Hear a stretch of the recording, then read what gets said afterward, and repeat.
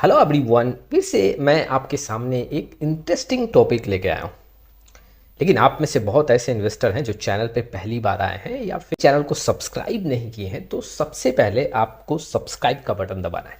चलिए शुरुआत करते हैं। कौन से पॉइंट्स पे डिस्कशन होगा, कुछ मैं आपके सामने समराइज कर देता हूँ, कुछ यहाँ पे आपके सामने टॉपिक रख देता हूँ। देखो, सबसे पहले हम समझेंगे कि क्यों ऐसी गलती नहीं करना चाहिए, अपना सारा पैसा हमें स्मॉल कैप म्यूचुअल फंड में लगा देना। दूसरे पॉइंट की बात करूं तो क्यों आपके पोर्टफोलियो के लिए ज़रूरी है मिड कैप और स्मॉल कैप, ये दोनों कैटेगरी के म्यूचुअल फंड। जो मैं ये पॉइंट्स रखने वाला हूँ हर एक इन्वेस्टर के लिए इंपॉर्टेंट है जो शुरुआत करना चाहते हैं, एक्सपीरियंस इन्वेस्टर भी हैं जिन्होंने 2 साल 3 साल 5 साल मार्केट को दिया है, इन्वेस्टमेंट कर रहे हैं, उनके लिए भी ये काफ़ी इंटरेस्टिंग टॉपिक होगा। चलिए शुरुआत करते हैं। लेकिन आप में से बहुत ऐसे इन्वेस्टर हैं, व्यूअर हैं, जिनको पोर्टफोलियो रिव्यू और डिज़ाइन को लेके प्रॉब्लम है। डिस्क्रिप्शन बॉक्स में आए डिटेल चेक करें और व्हाट्सअप नंबर के थ्रू हमारे साथ जुड़ सकते हैं। सबसे पहले हम समझेंगे कि क्यों ज़रूरी है मिड कैप और स्मॉल कैप म्यूचुअल फंड आपके म्यूचुअल फंड पोर्टफोलियो के लिए। कई ऐसे इन्वेस्टर हैं शुरुआती दौर में मिड कैप और स्मॉल कैप म्यूचुअल फंड में इन्वेस्ट करने से कतराते हैं। कई ऐसे पॉइंट्स होते हैं जिसके बेसिस पे वो कतराते हैं। या तो उनको नॉलेज नहीं होता है वैसे फंड्स का, या फिर एडवाइस सही नहीं मिलता है उनको, या फिर मार्केट से उतार चढ़ाव से काफ़ी डरते हैं, ऐसा भी हो सकता है। सबसे फर्स्ट पॉइंट अगर मैं यहाँ पे रखूँ इसके अंदर, तो अगर आपको हाई ग्रोथ चाहिए तो आपको मिड कैप और स्मॉल कैप म्यूचुअल फंड को जगह देना पड़ेगा। किसी भी कैटेगरी का म्यूचुअल फंड आप यहाँ पे उठा के देख लो, 5 साल 10 साल का ड्यूरेशन का आंकड़ा देखो, उसमें आपको पता चलेगा कि मिड कैप और स्मॉल कैप हमेशा पैसा ज़्यादा बना के देते हैं। लार्ज कैप म्यूचुअल फंड को भी पछाड़ सकता है, flexi cap, multi cap, large and mid cap, हर एक कैटेगरी को यहाँ पे मिड कैप और स्मॉल कैप म्यूचुअल फंड पछाड़ सकता है। तो हायर पोटेंशियल ग्रोथ है यहाँ पे, तो ज़रूरी है आपके म्यूचुअल फंड पोर्टफोलियो के लिए दोनों कैटेगरी के म्यूचुअल फंड। दूसरा जो पॉइंट है, देखो, डाइवर्सिफिकेशन के लिए भी काफ़ी इंपॉर्टेंट है। हमें हर एक मार्केट कैप को फोकस करके अपने म्यूचुअल फंड पोर्टफोलियो को डिज़ाइन करना चाहिए।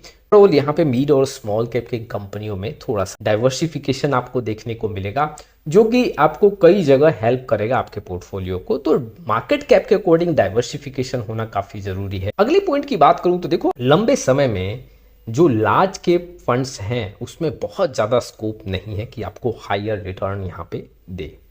लेकिन अगर आप मिड कैप म्यूचुअल फंड की बात करोगे, जो स्मॉल कैप म्यूचुअल फंड है, उनके अंदर जो पोर्टफोलियो में मिड कैप और स्मॉल कैप स्टॉक्स है, उसमें काफ़ी ज़्यादा स्कोप है कि वो आपको बहुत ज़्यादा रिटर्न बना के दे लंबे समय में।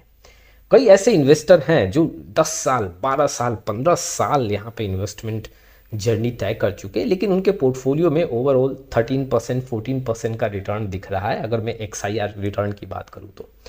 जो कि देखो, आपके पास समय भी है, आप थोड़ा बहुत रिस्क भी ले सकते हो, तो ये काफ़ी इंपॉर्टेंट है। लॉन्ग टाइम में बहुत बड़ा वेल्थ जो क्रिएशन होगा वो मिड कैप और स्मॉल कैप म्यूचुअल फंड के बेसिस पे ही होगा। अदरवाइज आपके पोर्टफोलियो में रिटर्न का फिगर काफ़ी कम देखने को मिल सकता है।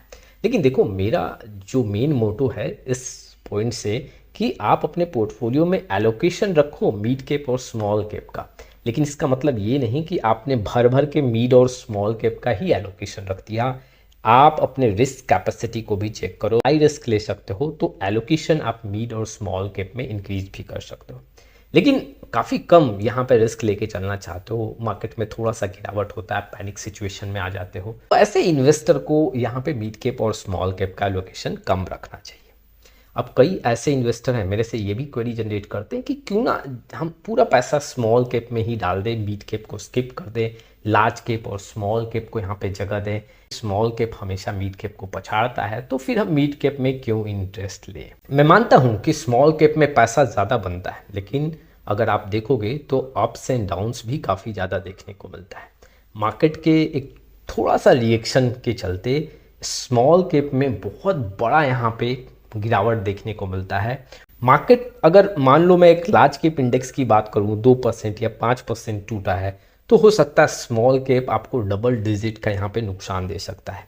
और वैसे स्थिति में कई बार आपका प्रॉफिट जो जहाँ पे 4 लाख 5 लाख का प्रॉफिट दिख रहा है, वो अचानक से झटके में आपको देखने को मिलेगा कि 20% 30% प्रॉफिट यहाँ पे झटके में कम हो गया और शायद आप उस समय कुछ गलती कर बैठो। दूसरे पॉइंट की बात करूँ तो आप कॉन्सेंट्रेशन रिस्क को भी काफ़ी ज़्यादा इंक्रीज कर रहे हो। देखो, जब भी हम म्यूचुअल फंड में पैसा लगाते हैं तो डाइवर्सिफिकेशन काफ़ी इंपॉर्टेंट रोल यहाँ पे प्ले करता है। आप मार्केट कैप के अकॉर्डिंग यहाँ पे डाइवर्सिफाई करो, उसके साथ ही साथ इन्वेस्टमेंट प्रोडक्ट के अकॉर्डिंग भी आपको डाइवर्सिफाई करना चाहिए, उसके साथ ही साथ रिस्क के बेसिस पे भी आपको यहाँ पे डाइवर्सिफिकेशन को फोकस करना चाहिए। तो मार्केट कैप के एलोकेशन मिड कैप और स्मॉल कैप दोनों ही काफ़ी ज़रूरी है। और देखो, कई बार ऐसा देखने को मिला है कि मिड कैप और स्मॉल कैप में अगर आप रिटर्न का आंकड़ा देखोगे तो मिड कैप पैसा ज़्यादा बना के देता है। तो कई बार आपको मिड कैप म्यूचुअल फंड आपके पोर्टफोलियो को सपोर्ट करेगा अगर मान लो स्मॉल कैप रिटर्न नहीं बना के दे रहा है। कई बार आपको स्मॉल कैप सपोर्ट करेगा अगर मिड कैप में यहाँ पे कम रिटर्न है। लेकिन मैं ऐसा स्टेटमेंट क्यों दे रहा हूँ, मैं एक एग्जाम्पल भी आपके सामने रखता हूँ।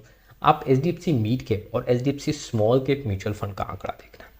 मिड कैप जो HDFC mid cap opportunity fund है, 3 साल और 2 साल के ड्यूरेशन में जो एनुअलाइज रिटर्न है वो यहाँ पे स्मॉल कैप से ज़्यादा है। तो कई बार आपके पोर्टफोलियो में देखने को मिलेगा कि मिड कैप आपको ज़्यादा पैसा बना के दे रहा है, उस समय आपके पोर्टफोलियो को सपोर्ट मिलेगा। अगले पॉइंट की बात करूँ तो लिक्विडिटी कंसर्न काफ़ी इंपॉर्टेंट रोल प्ले करता है। इन्वेस्टर इस पॉइंट को स्किप कर देते हैं। पैसा बनाना, जी हाँ, काफ़ी इंपॉर्टेंट है। पैसा बहुत तेज़ी से ग्रो करना ये भी काफ़ी इंपॉर्टेंट है, लेकिन लिक्विडिटी के मामले में हमें रिस्क के फैक्टर को समझना पड़ेगा। देखो, स्मॉल कैप में जब आप पैसा लगाते हैं तो कई बार जब मार्केट क्रैश होता है तो उस समय लिक्विडिटी का प्रॉब्लम हो सकता है। ऐसा सिचुएशन भी आ सकता है कि बहुत सारे इन्वेस्टर म्यूचुअल फंड को रिडीम करने जाएं और वहाँ पे कैश का प्रॉब्लम हो जाए। उस समय फंड मैनेजर के साइड से जब स्टॉक्स को बेचा जाए तो वहाँ पे कोई बायर अवेलेबल ना हो और हो सकता है कि वहाँ पे माल बिके नहीं। तो इनडायरेक्टली, जी हाँ, ये इन्वेस्टर के लिए बहुत बड़ा रिस्क क्रिएट कर सकता है। और वाकई में अगर देखोगे तो कई बार हमें देखने को मिला है कि ऐसे म्यूचुअल फंड हैं जिसमें लिक्विडिटी का इशू हुआ है। तो ऐसा सिचुएशन कभी भी आ सकता है, लेकिन देखो, हम हिस्ट्री के बेसिस पे कोई डिसीजन नहीं ले सकते। ऐसा नहीं है कि आने वाले सिचुएशन में जो यहाँ पे सिनेरियो आएगा वो हिस्टोरिकल डेटा के बेसिस पे ही आएगा। एक नया सिनेरियो भी आ सकता है और उसके लिए आपको तैयारी करके रखना है। स्मॉल कैप स्टॉक्स, जैसे कि आप जानते हो कि कई बार 5% 10% ओपन होते ही टूट जाता है, और अगर वहाँ पे आप माल बेचने जाओ, कोई खरीदने वाला नहीं बैठा हुआ है, तो आपका माल बिकेगा नहीं। कंडीशन पे स्मॉल कैप म्यूचुअल फंड में ये लिक्विडिटी का कंसर्न काफ़ी इंपॉर्टेंट रोल प्ले करता है। और आप अगर पूरा पैसा सिर्फ स्मॉल कैप में डाल रहे हैं और ऐसा कभी सिचुएशन आया तो आपके पूरे पैसे पे बहुत बड़ा रिस्क क्रिएट होगा। पॉइंट्स को आपको समझना पड़ेगा। पूरा पैसा किसी एक मार्केट कैप में नहीं डालना है, पूरा पैसा किसी एक स्मॉल कैप म्यूचुअल फंड या फिर सिर्फ स्मॉल कैप म्यूचुअल फंड्स में नहीं डालना है। ये एक गलत डिसीजन होगा। आज के लिए बस इतना ही, फिर मिलेंगे एक नए वीडियो के साथ। तब तक के लिए जय हिंद, जय भारत।